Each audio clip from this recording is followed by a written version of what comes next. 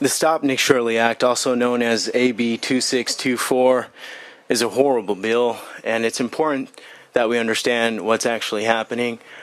First of all, the narrative that these fraudsters who have stolen millions of dollars from American families are being harassed, doxxed, and threatened. Quite the opposite. The people who are exposing the fraud. Sir, if you can please direct your testimony. Oh, yeah. Sorry about that. So, the narrative that has been presented today is extremely false. People such as Nick Shirley and other investigative journalists who have exposed this fraud, millions of dollars stolen from American families, they're the ones being threatened, harassed, and doxxed. There are these mafias that work hand in hand with these corrupt nonprofits and organizations, and they have followed me home as well. So, you know, when it comes to people trying to figure out why they're being harassed, maybe it's because the millions of dollars they've stolen from American families. They don't have a guilty conscience, which means they probably don't have a soul. This bill only came about after the millions of dollars of fraud was exposed. This bill didn't come about beforehand, it came afterwards. It's important that we understand the chronological order of things and the sequence of events, as well as the, you know, blatant conflict of interest that's happening behind the scenes. We don't need to get into too much pillow talk about all of that. Nick Shirley is a young American patriot. He's a hero. He came to California to expose the fraud and corruption, which is just like Minnesota, happening in our state as well. And instead of California leaders thanking him and actually solving the problem and addressing the corruption and fraud, which is as widespread as it is rampant, I've been to the Amazon rainforest, New Orleans. I've been to every swamp around the bend.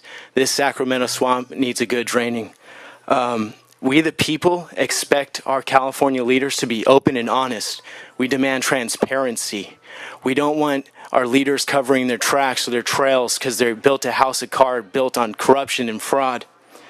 Attacking the truth is extremely harmful for our republic. Sir, if you can please wrap up your comments, we'd appreciate it. Yes, sir.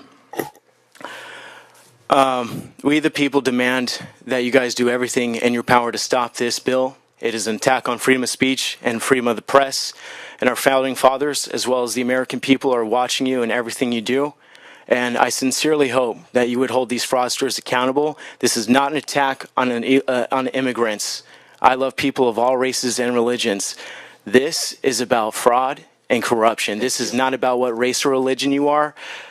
The millions of dollars that were stolen from Democrat and Republican families. Didn't matter what side of the aisle you were on. Thank you. Yes, ma'am. Hi, Tara Thornton, Freedom Angels. I wasn't prepared to speak today, but I feel like I need to. Again, always against hate against any people, immigrants, citizens, whoever they are.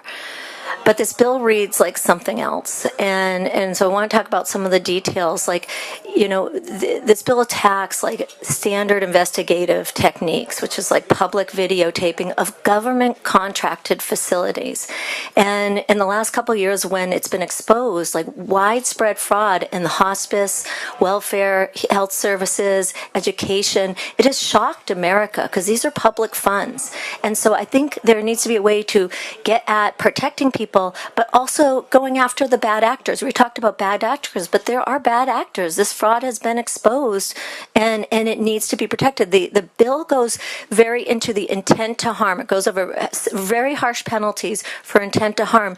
Intent to harm will be is broadly going to be interpreted by the courts, could include going against someone's reputation or hurting their finances. Well, if you're exposing someone who is perpetrating fraud, that still does hurt their reputation and their finances. And so how do we get at the people want to see when they saw these exposés, they wanted to see our electeds of every party work to stop this. We can always stop hate too, but we've got to stop the bad actors on the fraud. Thank you very much.